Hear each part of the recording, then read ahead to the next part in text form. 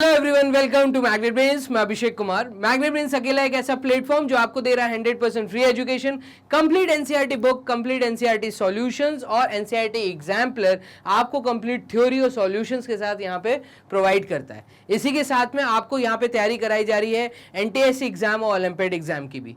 सारा content best faculties के द्वारा ही आपको यहाँ पे रिप्रेजेंट किया जाता है। तो चलिए स्टार्ट करते हैं इस वीडियो को। इस वीडियो में हम क्या कवर कर रहे हैं, तो 6th क्लास स्टूडेंट्स, ये वीडियो आप लोगों के लिए है जहां पे आप टॉपिक वॉच कर रहे हैं। आपके सामने है डाटा हैंडलिंग और चैप्टर का नंबर है 5th चैप्टर।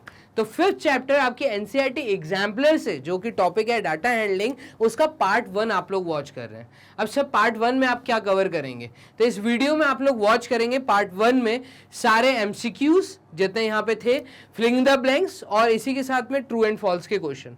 तो चलिए हम लोग स्टार्ट करते हैं अपनी वीडियो को। पहला सवाल आपके एनसीईआरटी बुक चैप्टर नंबर 5 से, वो आपके सामने। तो पहला सवाल जैसा कि आप यहाँ देख रहे हैं, सिंपल सा क्वेश्चन, और ये पूछ रहा है using tally marks which one of the following represents the number 8।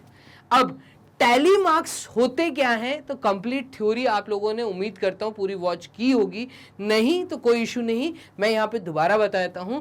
यहां पे आप इस चीज को समझिएगा कि टैली मार्क्स इज बेसिकली इस तरह का एक रिप्रेजेंटेशन है जो कि काउंटिंग के लिए हम लोग यूज करते हैं। तो टैली मार्क्स यहाँ पे किनको बोलते हैं, तो जब आपके सामने data same observations number of times आती है, मतलब आपके सामने जब कोई डाटा आता है जहाँ पे ऑब्जर्वेशंस बार बार रिपीट हो रही हैं, सेम ऑब्जर्वेशंस हैं, तो इस केस में हम लोग उसको अरेंज करते हैं। तो जब डाटा को अरेंज किया जाता है, ठीक है, तो हम देखते हैं कि जो सेम चीजें हैं उसकी अगर फ्रीक्वेंसी नंबर ऑफ टाइम्स आ रही है, तो एक सेकंड कॉलम यहाँ पे जो बनता है वो टैली मार्क्स का बनता है। तो बेसिकली आपका यहाँ पे ऑब्जर्वेशंस का एक कॉलम बनता है, ठीक है, ऑब्जर्वेशंस के जस्ट बगल में आपका टैली मार्क्स का एक कॉलम बनता है और लास्ट कॉलम आपका बनता है फ्रीक्वेंसी का। मतलब अगर कोई ऑब्जर्वेशन बार बार सेम आ रही है, जैसे मैंने कहा एक लेटर है ए और मैं देख रहा हूं ये ए जो है इसकी फ्रीक्वेंसी, मतलब एक डाटा के अंदर 20 टाइम्स मैं देख रहा हूं ए दिया है, मान लो ऐसा। तो अब इस 20 को अगर मुझे टैली मार्क्स के थ्रू यहाँ पे रिप्रेजेंट करना है या इस टैली मार्क्स का यूज कब करना है, तो जब डाटा मुझे अरेंज्ड फॉर्मेट में नहीं दिया होता, ठीक है, तो उस केस में क्या होता है, कभी ए लेटर है, कभी बी लेटर है, कभी डी लेटर है, कभी ई लेटर है, ऐसे नंबर ऑफ लेटर्स, ठीक है, बहुत बार यहाँ पे दिखेंगे आपको। मतलब आपको डाटा दिया रहेगा, जैसे यहाँ पे मैं दिखा रहा हूँ ए बी, फिर डी दिया होगा, फिर हो सकता है एक्स दिया हो, ई दिया हो, फिर अगेन उसके बाद ए दे दिया हो, फिर ए दे दिया हो, फिर बी दे दिया हो, फिर एक्स दे दिया हो। तो आप देख रहे हैं कि कुछ लेटर्स रिपीट हो रहे हैं लेकिन वो अरेंज्ड फॉर्मेट में नहीं है। तो हम क्या करते हैं, सब ऑब्जर्वेशंस को अरेंज करना चालू करते हैं। हम देख रहे हैं ए है, बी है, फिर सी नहीं है, डी है, तो हम इन ऑब्जर्वेशंस को यहाँ पे लिखते हैं। इनको इस केस में वेरिएट्स कहा जाता है। जब ऑब्जर्वेशन को आप प्रॉपर तरीके से अरेंज करते हैं तो कौन सा नंबर या कौन सा लेटर आपको गिवन डाटा में बार बार दिख रहा है, उसको एक ही बार जब यहाँ पे लिखा जाता है तो इसको वेरिएट्स कहते हैं। अब ये वेरिएट कितनी बार आ रहा है, तो देखो ए एक बार आया, तो tally marks basically observations counting के लिए यूज होता है। तो एक आया, फिर अगेन आप देख रहे हो ए अगेन एक बार और आया, तो हम एक डंडी और लगा देंगे। मतलब एक वर्टिकल लाइंस बार्स का यूज किया जाता है इनकी काउंटिंग्स करने के लिए। क्लियर है ये चीज। तो बेसिकली यहाँ पे टैली मार्क्स लगता कैसे है, तो हम यहाँ पे 5-5 का ग्रुप बनाते हैं। यहाँ पे 1 2 3 4, मान लो कोई ऑब्जर्वेशन 10 टाइम्स है तो यहाँ पे 4 के बाद एक आपका लेफ्ट से राइट की तरफ एक हॉरिजॉन्टल ऑब्जर्वेशन लाइन जो है वो इस तरीके से हॉरिजॉन्टली कट करती है इन 4 ऑब्जर्वेशन को। तो हम कहते हैं ये 5 का एक ग्रुप बन गया। अब मान लो कोई ऑब्जर्वेशन जैसे लेटर ए जो है ये 9 टाइम्स है, मान लो अगर 9 टाइम्स है तो हमने 5 का एक ग्रुप बनाया। 5 के ग्रुप के बाद हम फिर से 1 2 3 4, तो आप देखेंगे 5 + 4 ये होता है टोटल 9। तो हम 5-5 का ग्रुप फॉर्मेशन करते हैं। ये जो 5-5 का ग्रुप फॉर्मेशन है इसी को टैली मार्क्स बोला जाता है। और मैंने थ्योरी में बहुत अच्छे से समझाया है कि किस तरीके से आप लोग अपना मनी बैंक, आपके अगर पेरेंट्स आपको कुछ डेली कुछ अमाउंट दे रहे हैं तो 1-1 रुपए के अगर आप कॉइन जमा करते हैं और साल के बाद अगर गुल्लक को तोड़ते हैं तो आप देखेंगे आपके एक मनी बैंक में से, आपकी गुल्लक में से 1 रुपए के कॉइन, 2 रुपए के कॉइन, 5 रुपए के कॉइन निकलते हैं। तो उनको काउंट करने का जो सबसे आसान तरीका होता है वो ये होता है कि हम एक एक के कॉइन के ग्रुप अलग कर देते हैं, 2-2 का ग्रुप अलग कर देते हैं, 5-5 का ग्रुप अलग कर देते हैं, मतलब 5 रुपए के कॉइन्स का ग्रुप अलग, फिर उसमें से हम ग्रुप फॉर्मेशन करते हैं। 1 रुपए का जो हमने पूरा ऑब्जर्वेशन अलग किया तो हम मान लो यहाँ पे 5-5 के कॉइन्स रख देते हैं, तो एक जो बंडल है वो 5 के कॉइन का है मान लो, और ऐसे 10 कॉइन निकले, मतलब 10 बंडल निकले, मतलब 5 × 10 50 रुपए एक एक के कॉइन यहाँ पे डिपॉजिट है। तो जिन लोगों ने थ्योरी वॉच की है उनको तो समझ आ रहा होगा मैं क्या बोल रहा हूँ, लेकिन जिन्होंने थ्योरी वॉच नहीं की तो मैं बोलूँगा पहले थ्योरी को पूरा वॉच करो, उसके बाद यहाँ पे आप आए। चलिए देखिएगा, यहाँ पे हम 5-5 का ग्रुप बनाते हैं। बनाने का जो तरीका होता है वो लेफ्ट से, ठीक है, राइट की तरफ, नीचे की तरफ एक लाइन वर्टिकली काटती है, मतलब डायगनली काटती है, और वर्टिकल लाइंस होती हैं। तो अगर आप यहाँ पे ए देखते हैं, ए ऑप्शन में आप देख रहे हैं ग्रुप बनाया बट हमने गोला घुमा दिया, तो सिंबल गोला कभी यूज नहीं होता। अगेन बी देखेंगे तो आप देख रहे हैं 3 वर्टिकल लाइन है, फिर चौथी जो लाइन है वो हॉरिजॉन्टल कट हो गई, तो ये भी गलत तरीका है। टैली मार्क्स में ये वे नहीं यूज किया जाता, हमेशा 5-5 का ग्रुप बनता है, 4 वर्टिकल के बाद 5वीं लाइन कट करती है। तो यहाँ पे देखेंगे आप 1 2 3 4 5 और छठी लाइन ने कट किया, तो मैं कहूंगा ये भी तरीका गलत है। क्या सही तरीका है? तो यहाँ पे देखो हॉरिजॉन्टल लाइन, वर्टिकल लाइन और डायगोनल लाइन ने इन 4 लाइंस को कट किया, तो 5 ऑब्जर्वेशन ये हुई, फिर 6 7 8, यही काउंटिंग करने का तरीका है। मैं कहूंगा इस क्वेश्चन का आंसर जो है वो डी ऑप्शन है। क्लियर? तो क्वेश्चन नंबर 1 का आंसर डी आएगा। यहाँ पर क्यों आएगा, किस लिए आएगा, मैंने सब बेसिक चीज आपको समझाई। क्लियर? तो डी आंसर है। यहाँ पर आंसर चेक कर लेते हैं, ग्रीन टिक हमारा कहाँ आ रहा है। देखिएगा ग्रीन टिक भी हमारा डी ऑप्शन पे ही हमें दिख रहा है। तो इस प्रकार से आपको चीजें समझनी है। मुझे कमेंट बॉक्स में बताते जाओ कि यस आपको समझ आ रहा है या नहीं, तो यस और नो करके कमेंट बॉक्स में जरूर बताओ। चलिए क्वेश्चन नंबर 1 के बाद नेक्स्ट क्वेश्चन है क्वेश्चन नंबर 2। क्या बोल रहे हैं इस क्वेश्चन में, द मार्क्स आउट ऑफ 10, मान लो कुछ टेस्ट हुआ, 10 मार्क का टेस्ट है, 10 में से कितने मार्क्स आए, ठीक है, तो the marks out of 10 obtained by 28 student. इससे ये पता चल रहा है कि मेरे सामने जो डाटा है वो 28 स्टूडेंट्स का डाटा है, सबके कितने कितने मार्क्स आए हैं। अगर आप ऑब्जर्वेशन काउंट करेंगे तो ये 28 स्टूडेंट्स का ऑब्जर्वेशन आपके सामने, काउंट कर लें, देखना 1 2 3 4 5 6 7 8 9 10 11 12 13 14 15 16 17 18 19 20, ठीक है, 21 22 23 24 25 26 27 और 28, 28। तो 28 ऑब्जर्वेशंस आपके सामने हैं, मतलब 28 स्टूडेंट्स के मार्क्स आपके सामने। ठीक है, तो 10 मार्क का टोटल पेपर था। पहले स्टूडेंट को 8 मार्क मिले, दूसरे को सिर्फ 1 मार्क्स मिला, किसी एक स्टूडेंट को 0 मार्क्स मिले। फिर आप देख रहे हैं एक बच्चा जिसको अगेन 1 मार्क्स मिले, कुछ बच्चे जिनको 5 5 5 मिले। तो डाटा देखने के बाद मुझे एक चीज समझ आती है कि ये जो ऑब्जर्वेशंस दिए हैं, ये जो मार्क्स दिए हैं, इसमें कुछ मार्क्स रिपीट भी हो रहे हैं, मतलब सेम नंबर भी आए हैं बच्चों के। ठीक है, the number of students who obtained marks more than और इक्वल टू 5। इस प्रकार के क्वेश्चंस का जवाब आप तभी दे सकते हो जब इस तरह के गिवन डाटा को, जो कि अरेंज्ड फॉर्मेट में नहीं है, ठीक है, इसको हम कहते हैं कि ये अरेंज्ड फॉर्मेट नहीं है, इसको अरेंज करना पड़ेगा। अरेंज करने के लिए हम लोग यहाँ पर 3 कॉलम बनाते हैं, ठीक है। अब वो 3 कॉलम क्या क्या बनते हैं तो बड़े ध्यान से देखिएगा। यहाँ पे जो 3 कॉलम बनेंगे, तो पहला कॉलम जो आपका बनता है वो बनेगा मार्क्स का, क्योंकि आपको मार्क्स मिले हैं ना, तो मार्क्स, ठीक है। और यहाँ पे नेक्स्ट कॉलम हमारा आता है T.M लिख रहा हूँ, मतलब टैली मार्क्स, और यही टैली मार्क्स काउंट करके हम लोग यहाँ पे फ्रीक्वेंसी लिखते हैं। कैसे डाटा को नोट किया जाता है देखना, अगर आप देखें तो मैं यहाँ पे पहले तो बोर्ड क्लियर कर देता हूँ, जो काम का नहीं है उन सब चीज़ों को मैं रिमूव कर रहा हूँ।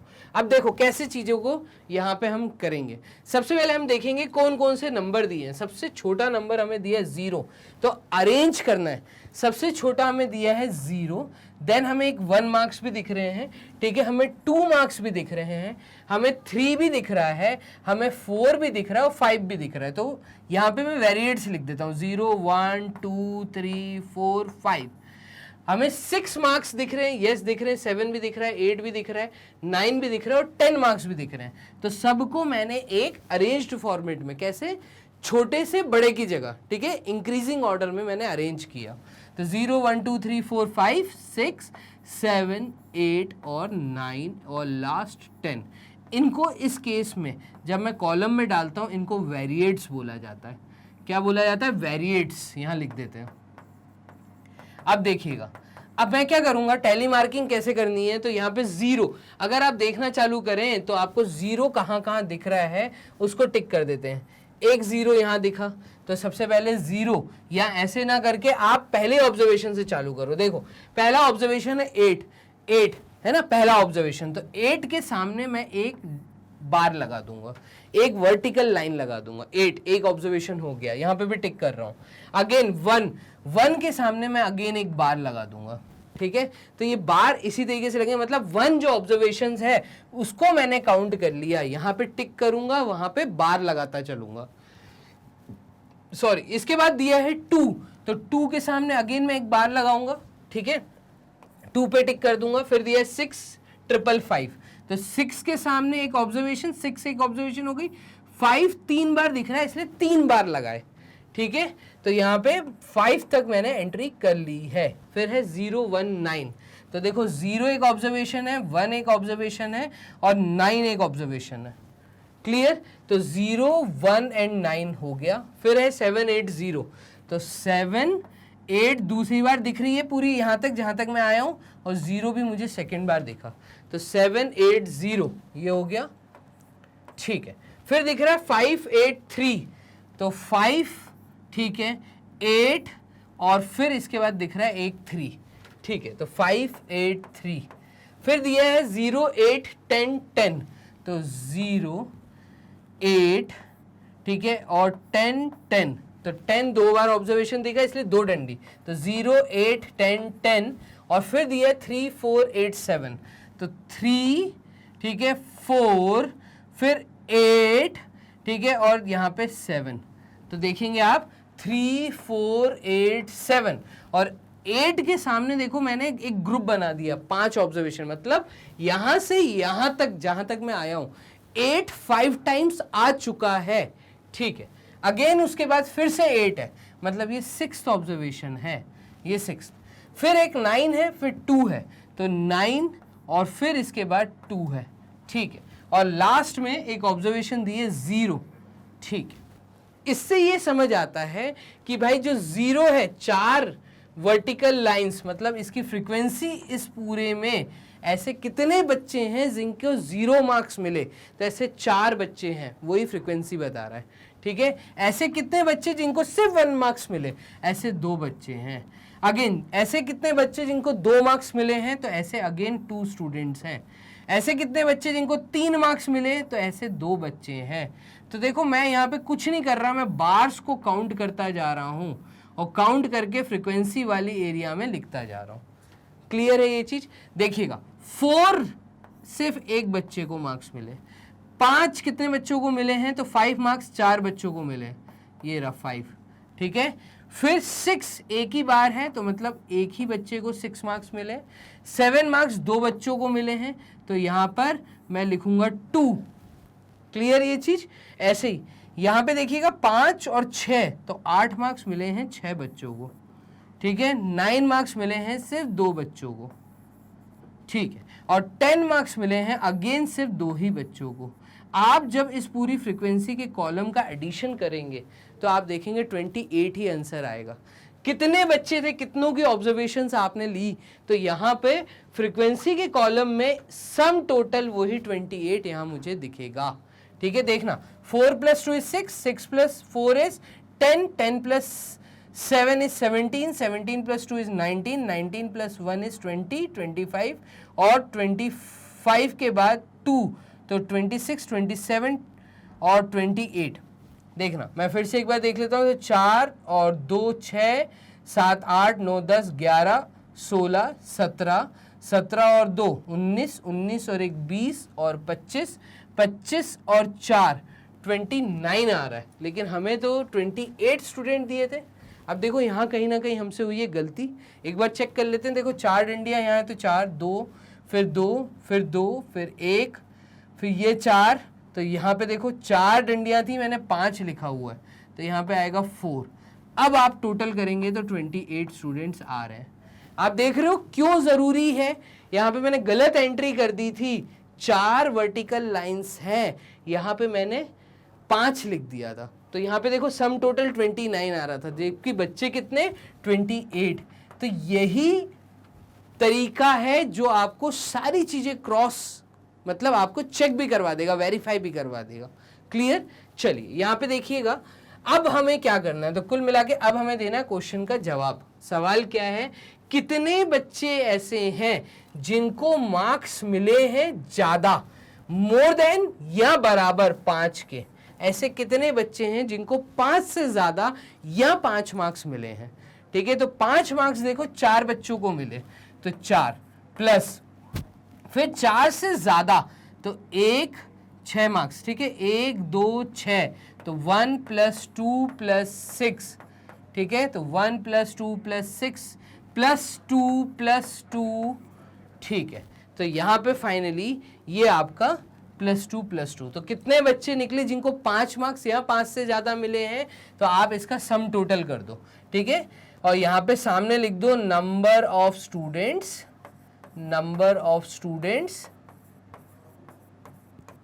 obtained marks more than और लेस देन, तो मोर देन और इक्वल टू, लेस देन नहीं है, और इक्वल टू। ठीक है, और इक्वल टू 5। तो यहाँ पे ये सम टोटल आ गया, और ये सम टोटल आपका फाइनली निकल के आएगा 5, 5 + 2 is 7, 7 + 3 is 10, 10 + 3 is 13, 13 + 2 is 15, 15 + 2 is 17। तो यहाँ पे ये 17 स्टूडेंट्स ऐसे हैं जिनको 5 या 5 से ज़्यादा मार्क्स मिले हैं। क्लियर है? तो क्वेश्चन नंबर 2 हमने यहाँ कर लिया है सॉल्व। मूव करते हैं नेक्स्ट क्वेश्चन, क्वेश्चन नंबर 3। लेकिन इसका ऑप्शन कहाँ है? तो देखो 17 यहाँ पे मुझे डी ऑप्शन में दिख रहा है, तो इसका आंसर है 17। पहले आंसर चेक कर लेते हैं, फिर थर्ड क्वेश्चन देखेंगे। तो ये कर दिया बोर्ड क्लियर, इसका आंसर देखो ग्रीन टिक भी 17th क्वेश्चन पे ही आया। क्लियर है? चलिए मूव कर लेते हैं, इसको भी क्लियर करके आगे की तरफ। तो क्वेश्चन नंबर 3 देखना क्या बोल रहा है, in the question number 2 above, मतलब ऐसा आपके बुक में लिखा हुआ है। तो इसका कहने का मतलब ये है कि जो क्वेश्चन 2 का डाटा था उस डाटा को यहाँ पे यूज करते हुए एक सवाल पूछा है। ठीक है, क्या पूछा था? Number of students who scored marks less than 4 is, ऐसे कितने बच्चे हैं जिनके 4 से कम मार्क्स आए हैं? तो एक काम करते हैं, ये आ गया डाटा। ठीक है, और बाकी जो एक्स्ट्रा चीजें थी तो ये डाटा हम कर देते हैं यहाँ से क्लियर। हमने यही सॉल्व किया था अभी, तो ये अब हम कर रहे हैं क्वेश्चन नंबर कौन सा, डाटा वही है पीछे वाला, उसको जो हमने अरेंज किया था ना वो आपके सामने आ गया अगेन। तो मेहनत से थोड़ा हम बच गए। ठीक है, फिर से हम अरेंज नहीं कर रहे हैं यहाँ पर। देखिएगा 4 से कम मार्क्स बोला है, क्लियरली बोला है, marks less than 4, equal to 4 नहीं बोला है। तो इक्वल टू 4 वाले को आप काउंट नहीं करेंगे। लेस देन 4 मतलब ये वो बच्चे हैं जिनके 4 से कम मार्क्स आए हैं। तो यहाँ पे हम लिख लेते हैं लेस देन 4 के लिए। तो लेस देन 4 मार्क्स किन के बच्चे के आए? तो ऐसे 0 मार्क्स आए 4 बच्चों के, 1 मार्क्स आए हैं 2 बच्चों के, 2 मार्क्स आए हैं 2 बच्चों के। ठीक है, 3 मार्क्स आए हैं 2 बच्चों के। 4 से कम कितने हैं? तो 4 से कम यही बच्चे हैं, 0, 1, 2, 3। ठीक है, 4 + 4 is 8, 9 और 10। तो यहाँ पे ये आ गया आपका 10। ऐसे 10 बच्चे हैं जिनके 4 से कम मार्क्स आए हैं। तो 10 बच्चे मतलब अगेन यहाँ पे आंसर डी ऑप्शन आपके सामने। समझ आ गया कैसे चीजों को सॉल्व करना है? तो क्वेश्चन नंबर 3 का आंसर डी, डाटा वही सेम था जो क्वेश्चन नंबर 2 में यूज किया था। यहाँ पे कर लेते हैं बोर्ड क्लियर। देखिएगा आंसर, यस ग्रीन टिक भी हमारा डी ऑप्शन पे हमें दिख रहा है। क्लियर? चलिए तो क्वेश्चन नंबर 4 देखिएगा। 4th क्वेश्चन क्या कह रहा है? The choices of the fruits of 42 students in a class are as follows. वो कह रहा है कि जो चॉइस है किसकी? फ्रूट्स की। 42 स्टूडेंट्स की in a class are as follows where A B G M and O stand for the fruits apple, मतलब एप्पल के लिए लेटर ए लिखा है, ठीक है, बनाना मतलब लेटर बी लिख दिया, ग्रेप्स के लिए हमने लेटर जी का यूज किया है, मैंगो के लिए हमने लेटर एम यूज किया है और ऑरेंज के लिए हमने ओ लेटर का यूज किया है। तो यहाँ पे ये जो लेटर्स आपको दिख रहे हैं ये क्योंकि 42 स्टूडेंट्स का डाटा है, ठीक है, तो इतने सारे वर्ड लिखने से अच्छा उन्होंने लेटर्स दे दिए, ठीक है। Which two fruits are liked by an equal number of students, ऐसे कौन से दो फ्रूट्स हैं, ठीक है, जो पसंद किए जाते हैं स्टूडेंट्स के द्वारा जिनका नंबर सेम आ रहा है। इस तरह के क्वेश्चंस को जवाब देने के लिए आप पहले डाटा को करो अरेंज। तो हम करते हैं यहाँ पे सबसे पहले डाटा को अरेंज करने के लिए हम 3 कॉलम का फॉर्मेशन करेंगे, ठीक है, ये 3 कॉलम हमने बना दिया। तो टैली मार्क्स हो गया, फिर पहले कॉलम में आपके फ्रूट्स आ जाएंगे, फिर फ्रीक्वेंसी आ जाएगी। तो बेसिकली यहाँ पे फ्रूट्स आएंगे FRUIT फ्रूट्स, ठीक है। क्या क्या फ्रूट है, तो यहाँ पे ABGMO, A B G M और O, मतलब एप्पल, फिर एप्पल के बाद इन्होंने लिया था बनाना, बनाना के बाद ग्रेप्स, ग्रेप्स के बाद मैंगो, मैंगो के बाद ऑरेंज, ठीक है। अब देखिएगा, अब हम डाटा देखते हैं और यहाँ टैली मार्किंग चालू करते हैं। तो पहला जो स्टूडेंट है उसको एप्पल पसंद है इसलिए ए लेटर बोला है, तो AOB A O और B तीनों में एक एक एंट्री आ गई, तो AOB की एंट्री हो गई, ठीक है। फिर है MAG, तो MAG M A और G, क्लियर, MAG। फिर BGA, तो BG ये रहा B और ये रहा G, ठीक है। फिर उसके बाद A, देन उसके बाद G, तो A की एंट्री और G की एंट्री, क्लियर। तो यहां तक हमने बच्चों की कर दी है एंट्री, ठीक है। BMA, तो B M और फिर ये A, 4 बच्चे हो गए ए ग्रुप जिनको एप्पल पसंद है, तो BMA की एंट्री हो गई। फिर GMA, G, ठीक है, M और ये A, तो यहां तक 5 बच्चे एप्पल वाले हो गए, तो GMA। फिर BGM, देखिएगा B G और M, क्लियर, तो BGM की एंट्री कर दी।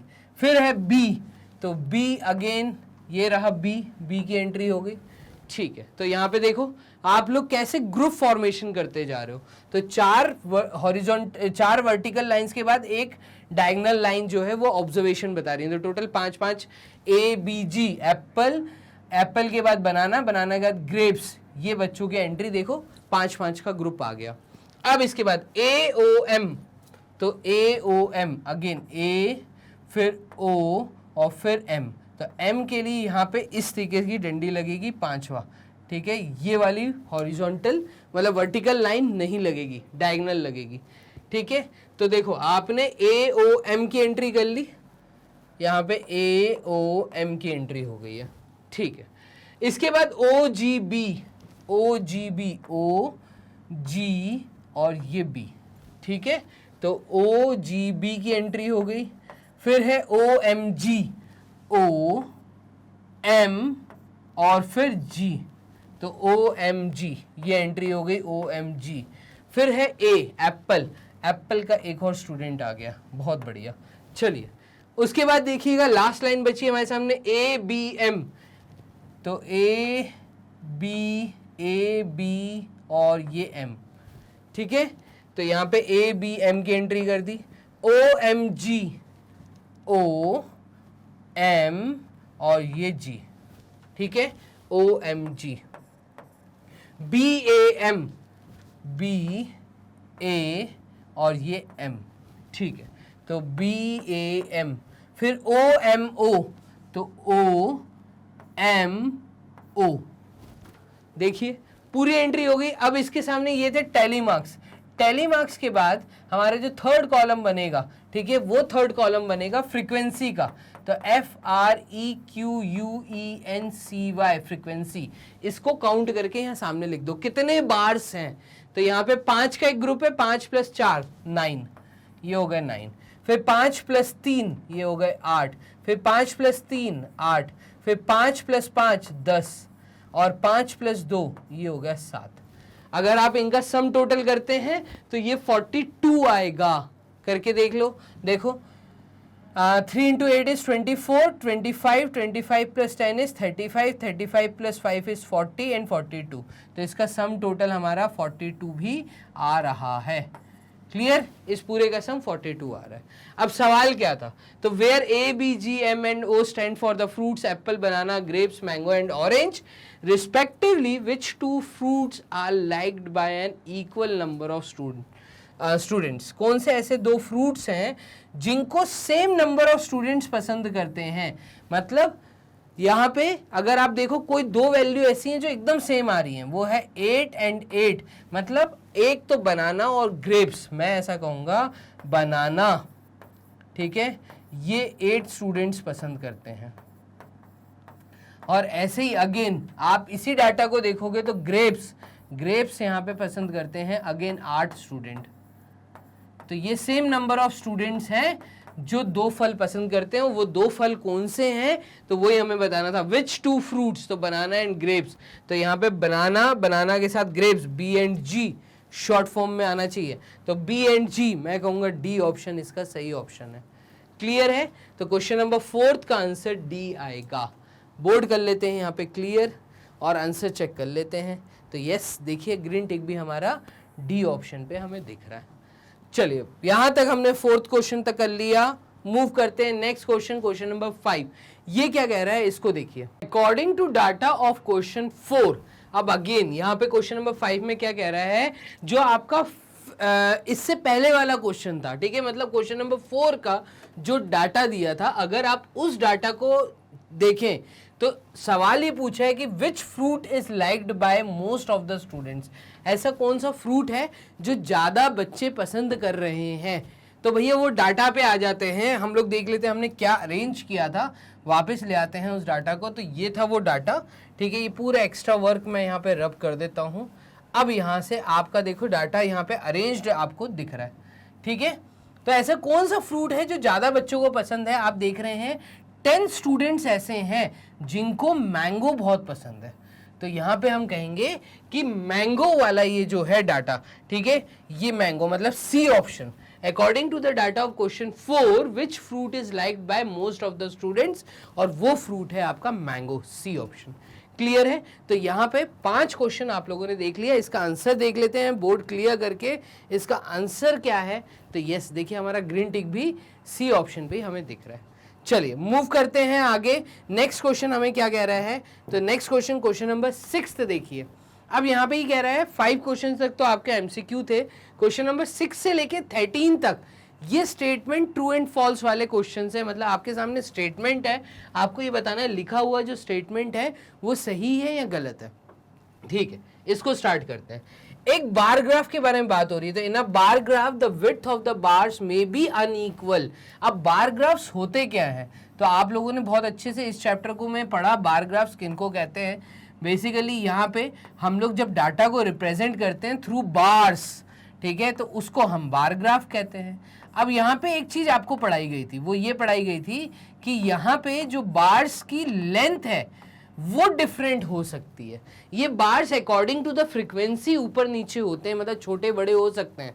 तो इसकी जो लेंथ है वो छोटी बड़ी हो सकती है। लेकिन आपने जिस बार ग्राफ में जिस बॉक्स को या जिस डिस्टेंस को आपने 1 बार के बराबर माना है, मतलब अगर 1 सेंटीमीटर को आपने 1 बार के बराबर लिया है, कोई डाटा जो आपने यहाँ पर दिखाया है, ठीक है, तो यहाँ पे जो विड्थ होती है वो हर बार की सेम रहती है।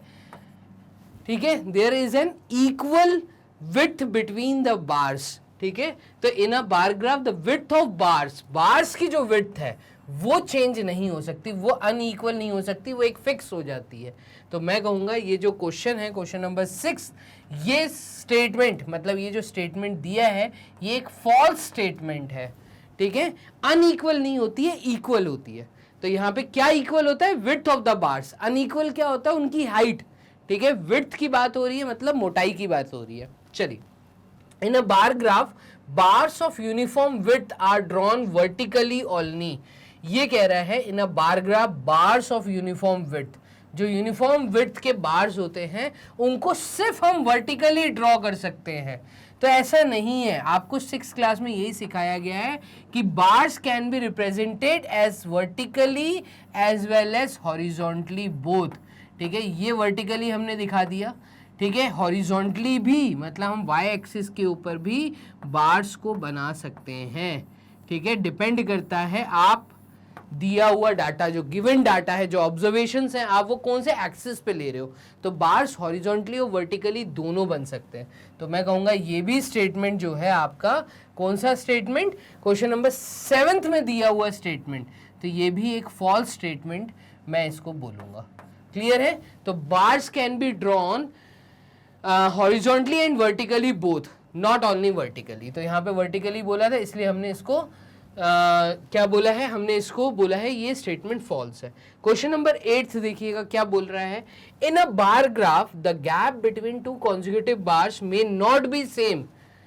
भाई यहाँ पे अब बात किसकी हो रही है, आप again x axis y axis पे बन रहे ग्राफ्स को देखिए। तो जब आप बार्स बनाते हैं तो ये बार्स के बीच का जो डिस्टेंस होता है ये इक्वल होता है हर बार के बीच का। अगर ये आपने 5 सेंटीमीटर, ये अगर आपने 0.5 सेंटीमीटर का गैप लिया है तो वही सेम गैप यहाँ पे 2 बार्स और यहाँ के 2 बार्स में आपको लेके चलना पड़ेगा। तो यहाँ पे बोला था in a bar graph the gap between two consecutive bar, consecutive का मतलब है लगातार, ठीक है, जो गैप है कॉन्जिक्यूटिव बार्स के बीच में वो मे not be the same, may not be the same, वो सेम नहीं हो सकता, गलत स्टेटमेंट है, फॉल्स, वो हमेशा सेम होगा, ठीक है। तो यहाँ पे या तो सेम होगा या फिर हम बनाते हैं हिस्टोग्राम। तो आप लोग हायर क्लासेस में जब जाएंगे, मतलब 7th 8th में जब जाएंगे तो आप वहाँ पे देखेंगे हिस्टोग्राम बनाना, मतलब बार ग्राफ जब चिपक के बनते हैं, ठीक है। यहाँ पे बार ग्राफ्स आपको 6th क्लास में सिखाए गए हैं गैप के साथ, तो जब भी गैप बनेगा वो इक्वल गैप होगा। ये स्टेटमेंट भी फॉल्स स्टेटमेंट है। क्लियर है? जल्दी से कमेंट बॉक्स में बताइए। चलिए क्वेश्चन नंबर 9 देखिएगा, इन अ बार ग्राफ ईच बार, मतलब जो रेक्टेंगल है वो represent only one value of the numerical data. Numerical data जो भी दिया है उसकी एक वैल्यू, मतलब यहाँ पे ये बोलना चाह रहा है जब आप डाटा लेते हैं, जो ऑब्जर्वेशंस दी हैं उसको अगर आप मान लो एक्स एक्सिस पे लेते हो, ठीक है, और इसके लिए 1 सेंटीमीटर का आप बार दिखा रहे हैं, तो यस हम यहाँ पे कहेंगे हर एक बार जो है each rectangle represents only one value of the numerical data, ठीक है, वो वेरिएट्स को रिप्रेजेंट करता है, ठीक है, कितना है, कितनी हाइट है, कितनी फ्रीक्वेंसी है, तो ये कोई एक ऑब्जर्वेशन को रिप्रेजेंट करेगा। नेक्स्ट ऑब्जर्वेशन के लिए नेक्स्ट ग्राफ बनेगा, हो सकता है क्योंकि उसकी फ्रीक्वेंसी कम या ज़्यादा होगी। तो यहाँ पे जैसे ए लेटर है, बी लेटर है, सी लेटर है, ये आपको ऑब्जर्वेशंस दी हैं। अब ए लेटर बार बार आप देख रहे हैं दिए हुए डाटा में, वो पहला ही ए लेटर जो है ये बेसिकली 20 है मान लो, और जो बी लेटर है ये आपका यहाँ पे रिप्रेजेंट कर रहा है, मैं कह रहा हूँ 15 को। तो देखो यहाँ पे डिपेंड करता है कौन सा ऑब्जर्वेशन कितनी नंबर ऑफ टाइम्स फ्रीक्वेंसी में आया है, तो एक न्यूमेरिकल वैल्यू को रिप्रेजेंट करेगा। ये स्टेटमेंट आपका ट्रू स्टेटमेंट होगा, ठीक है, ये ट्रू स्टेटमेंट है। चलिए मूव करते हैं क्वेश्चन नंबर 10 की तरफ। तो 10th क्वेश्चन क्या कह रहा है, to represent the population of different towns using bar graph it is convenient to take 1 unit length to represent 1 person. ठीक है, ये कह रहा है अगर मुझे रिप्रेजेंट करनी है क्या, पॉपुलेशन ऑफ डिफरेंट टाउन्स, अलग अलग टाउन्स की मुझे अगर पॉपुलेशन को रिप्रेजेंट करना है एक बार ग्राफ के ऊपर, तो मान लीजिए डिफरेंट टाउन्स में मैं कह रहा हूँ एक टाउन है ए, एक टाउन है बी, एक टाउन है सी, एक टाउन है डी, 4 टाउन्स का मैंने पॉपुलेशन देखा। ए टाउन का मान लो जो पॉपुलेशन था वो 10 lakhs था, फिर बी में 15 lakhs था, फिर सी में वो 16 lakhs था, डी में यही डाटा आपका आया मैं कह रहा हूँ 13 lakhs। ठीक है। तो आपको ये टाउन्स का अगर डाटा रिप्रेजेंट करना है बार ग्राफ के ऊपर, तो मान लो ये बार ग्राफ बनाया, अब ये ऑब्जर्वेशन थी ABCD टाउन थे, तो ABCD यहाँ पे मैं लिखूंगा ABCD। इसके बाद मैं यहाँ पे 1 सेंटीमीटर का अगर मैं फ्रीक्वेंसी लिख लूँ, यहाँ पे मैं जो फ्रीक्वेंसी आ रही है, मान लो A ये था 10, तो मैंने 5 का गैप ले लिया, 5, 10, फिर 15, फिर 20, ठीक है। अब यहाँ पे 20 से ज़्यादा नहीं दिख रही, सबसे छोटी वैल्यू 10 दिख रही थी, तो मैंने 5 से चालू किया, ठीक है। देखिएगा A जो है ये इसका डाटा है 10, ठीक है, तो ये 10 को रिप्रेजेंट कर रहा है। B जो है ये रिप्रेजेंट कर रहा है 15 को, तो ये आ गया 15। C रिप्रेजेंट कर रहा है 16 को, मतलब 15 से थोड़ा छोटा रहेगा, ठीक है। और D रिप्रेजेंट कर रहा है 13 को, मतलब 10 से बड़ा हुआ रहेगा, तो 10 से थोड़ा सा बड़ा हुआ रहेगा। तो आप यहाँ पे देख रहे हैं ये बार ग्राफ बना, ठीक है। यही आपको स्टेटमेंट में पूछा था, to represent the population of different towns using bar graph it is convenient to take, ये कन्वीनियंट होगा, ठीक है, टू टेक 1 यूनिट लेंथ, जो एक बॉक्स दिया है, एक लेंथ, एक यूनिट जो दी है, टू रिप्रेजेंट 1 पर्सन, वो किसी एक पर्सन को रिप्रेजेंट करे, ठीक है, टू रिप्रेजेंट 1 पर्सन। मैं ऐसा कहूंगा 10, वो एक यूनिट रिप्रेजेंट करेगा आपके टाउन की पॉपुलेशन को, एक आदमी के लिए नहीं है वो। तो यहाँ पे ये स्टेटमेंट फॉल्स स्टेटमेंट है, ठीक है, ये स्टेटमेंट फॉल्स है। यूनिट लेंथ से आप पॉपुलेशन बता सकते हो, आपको पॉपुलेशन बोला है ना, पर्सन थोड़ी बोला है, एक इंसान के लिए थोड़ी है ये ग्राफ, ठीक है। तो ये नंबर ऑफ पर्संस को रिप्रेजेंट कर रहा है किसी टाउन की। तो कौन सी दो चीजें रिप्रेजेंट होंगी, एक तो पॉपुलेशन रिप्रेजेंट होगी, एक टाउन्स रिप्रेजेंट होंगे, ठीक है। टाउन के नाम क्या है, आप उनकी फ्रीक्वेंसी क्या देख पा रहे हैं, उसमें क्या पॉपुलेशन है, ठीक है। तो ये दो चीजों को आपको रिप्रेजेंट करना था, यही दो चीजें यहाँ रिप्रेजेंट होंगी। एक यूनिट एक पर्सन को ना रिप्रेजेंट करते हुए वो रिप्रेजेंट करेगी पर्टिकुलर टाउन की पॉपुलेशन को। क्लियर है। तो यहाँ पर ये स्टेटमेंट आपका फॉल्स था। चलिए बोर्ड कर देते हैं क्लियर। यहां तक मैंने आपको 10 क्वेश्चन तक समझा दिया है। मूव करते हैं 11, 12 और 13, 3 क्वेश्चन और है ट्रू एंड फॉल्स में। इसको देखिएगा। Pictograph and bar graph are pictorial representation of the numerical data. एकदम सही स्टेटमेंट है। आप लोगों ने जब ग्राफ के बारे में जाना थ्योरी के अंदर, तो आपको पिक्टोरियल रिप्रेजेंटेशन के बारे में पहले बताया गया था कि एक जो फोटो होती है वो काफ़ी होती है, एक पिक्चर काफ़ी होती है बड़े से बड़ी बातों को बताने के लिए। यही आपको ग्राफ के बारे में इनिशियल में समझाया गया है कि ग्राफ हम क्यों सीखते हैं डाटा में, क्योंकि डाटा जो है बहुत बड़ा डाटा होता है। उस बड़ी सी चीज को एक पिक्चर के थ्रू अगर मैं रिप्रेजेंट करूंगा तो एक फोटो कई शब्दों के बराबर होती है। तो यहाँ पे आप लोगों ने फिर ग्राफ की वैरायटी पढ़ी थी, ठीक है। तो यहाँ पे बार ग्राफ और पिक्टोग्राफ के बारे में ये बात कर रहे हैं। ये दोनों तरीके हैं, पिक्टोरियल रिप्रेजेंटेशन है किसी न्यूमेरिकल डाटा को करने के लिए। तो पिक्टोग्राफ बेसिकली पिक्चर का डाटा, मतलब पिक्चर को, ये न्यूमेरिकल डाटा के लिए यूज नहीं होता। बार ग्राफ न्यूमेरिकल डाटा के लिए यूज होता है। तो pictograph and bar graph of pictorial representation, यहाँ तक तो बात सही है, ये ट्रू यहाँ तक तो है, ठीक है। Of numerical data, numerical data के लिए पिक्टोग्राफ ना यूज करते हुए हम यूज करते हैं बार ग्राफ, या फिर यहाँ पे सर्कल ग्राफ यूज होता है, या यहाँ पे हिस्टोग्राम यूज होता है, या लाइन ग्राफ यूज होता है, ठीक है। तो पिक्टोग्राफ सिर्फ फोटो रिप्रेजेंट करती है, वर्ड्स को रिप्रेजेंट करती है, वो न्यूमेरिकल डाटा को रिप्रेजेंट नहीं करता। तो यहाँ पे 11th क्वेश्चन के लिए मैं कहूँगा ये स्टेटमेंट फॉल्स है, ठीक है। क्वेश्चन नंबर 12 देखिएगा। एन ऑब्जर्वेशन अकरिंग 5 टाइम्स, कोई ऑब्जर्वेशन है वो 5 बार अकर हुई है, मतलब किसी डाटा के अंदर अगर 5 टाइम्स आप सेम ऑब्जर्वेशन को देख रहे हैं तो उसको रिकॉर्ड कैसे करेंगे टैली मार्क्स के अंदर। तो या तो आप सीधी सीधी 5 लाइन खींच देंगे, वो ऐसा बोल रहा है, ठीक है। या टैली मार्क्स में आप कैसे यूज करते हैं, तो मैंने सिखाया था टैली मार्क्स में आप 4 हॉरिजॉन्टल लाइन और लेफ्ट से राइट की तरफ डायगोनल लाइन, ये तरीका होता है 5 ऑब्जर्वेशंस को रिप्रेजेंट करने का, ना कि ये। क्लियर। तो यहाँ पे यही स्ट्रेट लाइंस दी है, मैं कहूँगा ये स्टेटमेंट भी फॉल्स स्टेटमेंट है। तो दोनों 11th और 12th ये दोनों भी फॉल्स है। क्लियर है। तो ये भी फॉल्स और ये भी फॉल्स। चलिए मूव करते हैं क्वेश्चन नंबर 13 की तरफ। In a pictograph if a symbol this represent 50 books, अगर ये एक सिंबल है ठीक है, जो कि 50 बुक्स को रिप्रेजेंट कर रहा है in a library shelf, then the symbol this represents 25 books. अब अगर मुझे 25 बुक्स का रिप्रेजेंट करना है, 25 बुक्स, तो ये सिंबल तो 50 बुक्स रिप्रेजेंट कर रही थी, तो ये सिंबल ही आपको फिर 25 बुक्स के लिए नहीं यूज करना होगा, 25 बुक्स के लिए हाफ करना है ना, तो ये सिंबल बेसिकली 50 बुक्स को रिप्रेजेंट कर रहा है। तो यही सिंबल जो है ये रिप्रेजेंट करेगा 25 बुक्स को। ये गलत स्टेटमेंट है, फॉल्स स्टेटमेंट है। अगर पिक्चर हमें 50 बुक्स रिप्रेजेंट करने के लिए ये सिंबल यूज करवा रही है, तो 25 बुक्स के लिए फिर ये सिंबल यूज नहीं होगा।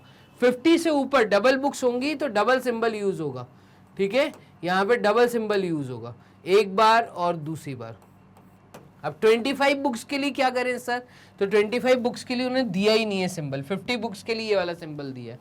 तो जब 50 बुक्स का सिंबल है वो, तो ये वाला सेम सिंबल मैं 25 बुक्स के लिए नहीं यूज करूंगा, ये स्टेटमेंट भी फॉल्स है। क्लियर। तो क्वेश्चन नंबर 11th में हमने देखा था पिक्टोग्राफ। पिक्टोग्राफ जैसे वर्ड ग्राफ आता है तो यस, पिक्चर के थ्रू, इस तरह के सिंबल्स के थ्रू हम न्यूमेरिकल डाटा को रिप्रेजेंट कर सकते हैं। तो मैंने अभी बताया था ये फॉल्स है, अब मैं बोल रहा हूं कि ये ट्रू है, ये स्टेटमेंट ट्रू रहेगा। पिक्टोग्राफ भी और बार ग्राफ भी, अगर इस तरह के सिंबल से आप किसी चीज को रिप्रेजेंट करते हो तो डेफिनेटली आप न्यूमेरिकल डाटा को रिप्रेजेंट कर सकते हो, ठीक है। तो क्वेश्चन नंबर 11, 12, 13 भी हो गया। बोर्ड यहाँ कर लेते हैं क्लियर। तो ट्रू एंड फॉल्स आप लोगों ने देख लिया क्वेश्चन नंबर 13 तक। इसके बाद के जो क्वेश्चंस हैं वो है फिलिंग द ब्लैंक्स। कहां से कहां तक, 14 to 20, ठीक है। तो फिल इन द ब्लैंक्स से 14 से लेकर 20 तक देख लेते हैं। 20वें क्वेश्चन तक इसको देख लेते हैं। क्या बोल रहा है क्वेश्चन नंबर 14 में, फिर ब्लैंक दिया है, is a collection of numbers gathered to give some meaningful information. ठीक है, ये बोल रहा है कि कौन सा शब्द यहां ऐसा मैं फिल करूं जिससे ये स्टेटमेंट जो है ये ट्रू स्टेटमेंट लगे, ठीक है। तो देखो क्या है, is a collection of numbers.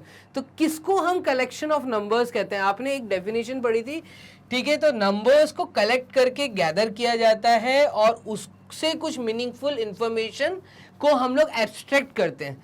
तो किसका कलेक्शन किया जाता है, किसका कलेक्शन करके गैदर किया जाता है, तो हम लोग करते हैं डाटा का। तो ऐसा क्या मैं बोल सकता हूं, a data is collection of numbers gathered to give some meaningful information. तो ये डेफिनेशन आप लोगों ने पढ़ा है, स्टेटमेंट आप लोगों ने थ्योरी में पढ़ा है, आप लोगों की बुक में, एनसीईआरटी में। सिंपल सा कि यहाँ पे डाटा किसको बोलते हैं, तो data is basically the collection of numbers. जब आप लोगों तक जाते हैं, लोगों से मिलते हैं, उनके बारे में चीज़ें कलेक्ट करते हैं in the form of numbers, ठीक है। तो जब नंबर्स को कलेक्ट किया जाता है, किसी डाटा को कलेक्ट किया जाता है, उससे कुछ मीनिंगफुल इंफॉर्मेशन निकालने के लिए, फ्यूचर में क्या होने वाला है, ठीक है, हमें ऐसा अगर कुछ इंफॉर्मेशन को एब्स्ट्रैक्ट करना है तो हम कहते हैं our data is a collection of numbers gathered to give some meaningful information, ठीक है। तो वर्ड डाटा जो है वो स्टेटमेंट को ट्रू कर रहा है। चलिए क्वेश्चन नंबर 15 देखिएगा। The data can be arranged in a tabular form using which type of marks. तो यहाँ पे वर्ड सिंपल है, टैली मार्क्स। आपने देखा है जब आपके सामने बहुत बड़ा डाटा आता है तो उस डाटा को हम लोग अरेंज कर सकते हैं टेबल के अंदर टैली मार्क्स का यूज करके। तो यहाँ पे वर्ड टैली आएगा, ठीक है। A blank represents data through pictures of objects. तो अ pictorial represents a picture represents data through pictures of objects। तो बेसिकली ये क्या बोल रहा है, क्या रिप्रेजेंट करता है डाटा को, थ्रू पिक्चर्स, पिक्चर्स के थ्रू। तो यहाँ पे हमारा जो वर्ड आएगा वो आएगा पिक्टोग्राफ। अब पिक्टोग्राफ रिप्रेजेंट्स, तो पिक्टोग्राफ हम कब बनाते हैं, जब हमने कोई फूल पत्ती बना दी या कोई गोला घुमा दिया या कोई ट्रायंगल बना दिया, कोई सिंबल दे दिया। मैंने कहा 50 लोगों का जो डाटा है वो ये पिक्चर, अगर जैसे मैंने बोल दिया कि ये सर्कल है और ये सर्कल एक सिंबल है जो कि 10 लोगों को डिनोट करने के लिए मैं यूज़ करूँगा, ठीक है। तो यहाँ पे अब मुझे डिनोट करना है, मान लो किसको, मुझे 50 को डिनोट करना है, तो यहाँ पे जो सर्कल है 5 टाइम्स आएगा। समझ आ रहा है। और इस पिक्चर से मैं समझ जाऊंगा कि मैंने कितने लोगों का, 50 लोगों का डाटा यहाँ पे रिप्रेजेंट किया है। तो पिक्टोग्राफ बेसिकली यूज किया जाता है, रिप्रेजेंट करता है उस डाटा को जो पिक्चर ऑफ ऑब्जेक्ट्स के लिए हम लोग यूज करते हैं। नंबर ऑफ ऑब्जेक्ट्स पिक्चर्स के थ्रू दिखाना उसको पिक्टोग्राफ कहते हैं। क्वेश्चन नंबर 17 देखिएगा, इन अ बार ग्राफ, किसी बार ग्राफ के अंदर कैन बी ड्रॉन हॉरिजॉन्टली और वर्टिकली, तो किसी बार ग्राफ के अंदर क्या हॉरिजॉन्टली और क्या वर्टिकली हम लोग ड्रॉ करते हैं। तो कई बच्चे यहाँ पे गलती करके आते हैं, वो ये गलती कर देते हैं कि वो देखते हैं कि वर्टिकल इसको कहते हैं, हॉरिजॉन्टल इसको कहते हैं, तो कहते हैं ये एक्सिस है तो हम यहाँ पे एक्सिस बार ग्राफ में बना के आते हैं। नहीं, ग्राफ वर्ड में तो एक्सिस बनेगा ही, बार वर्ड का यूज किया है ना, तो बार जो है वो हॉरिजॉन्टली और वर्टिकली बन सकते हैं। इसमें जो हम लोग बार्स यूज करते हैं वो चाहूं तो मैं वर्टिकली बना सकता हूं, मैं चाहूं तो हॉरिजॉन्टली भी ड्रॉ कर सकता हूं। डिपेंड करता है कि मैंने दिए हुआ डाटा कहाँ पे रखा है। ठीक है, दिया हुआ डाटा मैंने कौन से एक्सिस पे रखा है। ठीक है, तो यहाँ पे वेरिएट्स अगर आप एक्स एक्सिस पे लेते हैं तो वर्टिकल ग्राफ बनेगा, अगर आप वाई एक्सिस पे लेते हैं फ्रीक्वेंसीज तो आपका डाटा हॉरिजॉन्टल बनेगा। क्लियर है यहाँ पर? तो in a bar graph bars can be drawn, यहाँ पे वर्ड आएगा bars can be drawn. Clear है?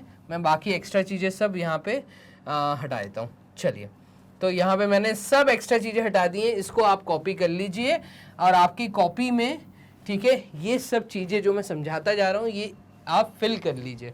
क्लियर? नोट्स बनाते चलिएगा। तो आपने देखा क्वेश्चन नंबर 17 तक हमने देख लिया है। अब 3 क्वेश्चन और बचे हैं इस वीडियो के, तो वीडियो पूरा वॉच करिएगा।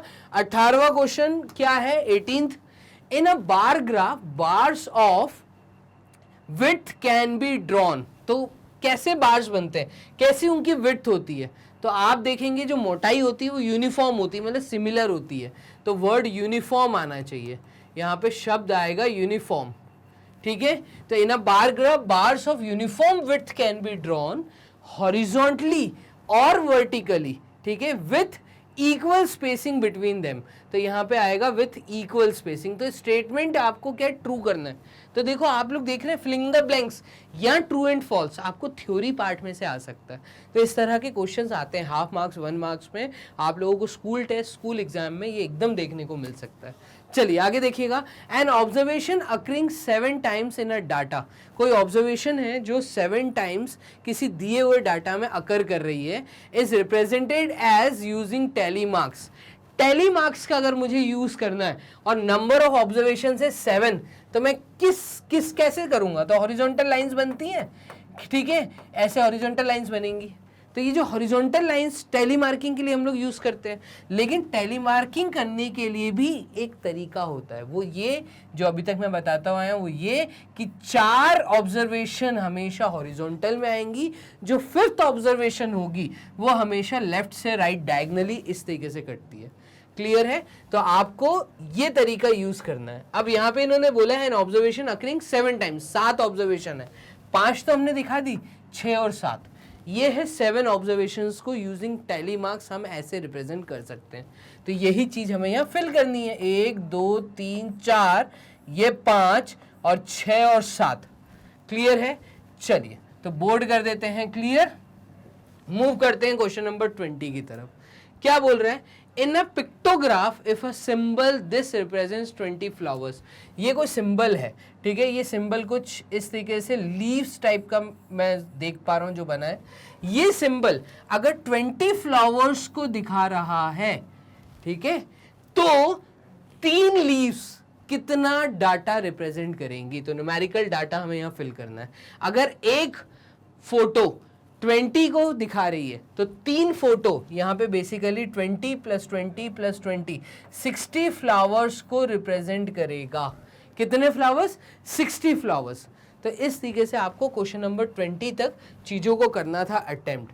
फाइनली इस वीडियो में आप लोग देख रहे हैं क्वेश्चन नंबर 1 से लेके क्वेश्चन नंबर 20 तक की, ये वो क्वेश्चन जो पहले 5 MCQ थे, उसके बाद आपने ट्रू एंड फॉल्स देखा और उसके बाद आपने ये फिलिंग इन द ब्लैंक्स देखे। अब आप वॉच करिए पार्ट 2। तो इस चैप्टर के लिए पार्ट 2 वॉच करने के लिए आप क्या करेंगे? आप सिंपल गूगल राजा के पास जाइए, टाइप करिए magnet brains. Magnet brains type करते ही आपके सामने जो पूरा एक इंटरफेस ओपन होगा वो कुछ इस प्रकार से दिखेगा। NCERT exemplar from 6 to 12th, ये जो ऑप्शन है जैसे क्लिक करेंगे तो आपके सामने वो सारे टीचर्स जो आपको एनसीईआरटी एग्जाम्पलर पढ़ा रहे हैं फ्रॉम क्लास 6 to 12th वो सब आपके सामने आ जाएंगे। अब आपको देखनी है 6th क्लास मैथ्स की, ठीक है, एनसीईआरटी एग्जाम्पलर। तो आप मेरी फोटो यहाँ पे सर्च करिए, मेरी फोटो के हेड के नीचे आप देखेंगे यहाँ पे ये 10th क्लास की है, ऐसे 6th क्लास के लिए आपको सर्च करना है और थोड़ा नीचे स्क्रॉल करना है। तो जैसे ही आप नीचे स्क्रॉल करते हैं तो यहाँ पे देखिए 6th क्लास मैथ्स, ठीक है, 6th class maths by Abhishek Kumar Chauhan sir, watch now. आप जैसे ही वॉच नाउ क्लिक करते हैं तो मेरे द्वारा पढ़ाए हुए प्रॉपर तरीके से अरेंज्ड मैनर में सारे चैप्टर्स आपको यहाँ पे दिखेंगे। क्लियर? आपको जोन सा चैप्टर देखना है उस चैप्टर को क्लिक करो और क्लिक करते ही आपके सामने वो वीडियो रन होना स्टार्ट। तो इतना आसान है घर बैठे बैठे तैयारी करना। क्लियर? और वो भी 100% फ्री एजुकेशन। तो मैग्नेट ब्रेन्स अकेला एक ऐसा प्लेटफॉर्म जो आपको प्रॉपर तरीके से अरेंज मैनर में कोई फीस चार्जेस ना लेते हुए, किसी तरह का कोई सब्सक्रिप्शन चार्ज नहीं है, ठीक है, आपको सिंपल बस कॉपी पेन लेके बैठ जाना है, घर बैठे बैठे आपको तैयारी करनी है बस। तो ये पूरी इन्फॉर्मेशन को आप अपने दोस्तों तक, अपने रिलेटिव्स के साथ, आपसे जो बड़े हैं, आपसे जो छोटे हैं, उन तक पास करिए। शेयर का लिंक आएगा आपके सामने, शेयर का ये जो आइकन है क्लिक करिए। जैसे ही क्लिक करेंगे मतलब नीचे डिस्क्रिप्शन बॉक्स में आप शेयर देखेंगे, शेयर को जैसे ही क्लिक करेंगे तो आपके सामने जो लिंक आएगी उसको आप कहीं पे भी अपने किसी भी दोस्तों के साथ व्हाट्सएप ग्रुप पे कहीं पे भी शेयर कर सकते हैं। वीडियो को लाइक देना मत भूलिएगा क्योंकि टीचर का मोटिवेशन यहीं से आता है। और इसी के साथ चैनल को जल्दी से आप कर लो सब्सक्राइब, मतलब बेल आइकन दबा दो। तो किसी तरह की कोई फीस नहीं देनी किसी को भी। क्लियर? यहाँ पे आपको बेल आइकन क्लिक करना है। बेल आइकन जैसे ही आप क्लिक कर देंगे आपके सामने जैसे जैसे वीडियोस आती जा रही हैं, जितनी जल्दी अपलोड हो रही हैं वो आपको पहले मिलेंगी। तो फर्स्ट पहले आपको मिले, आप अच्छे से तैयारी कर पाए, ठीक है। तो ये है मेन एम। जल्दी से कर लो सब्सक्राइब। मिलते हैं पार्ट 2 में। रखो अपना ध्यान। Bye and take care.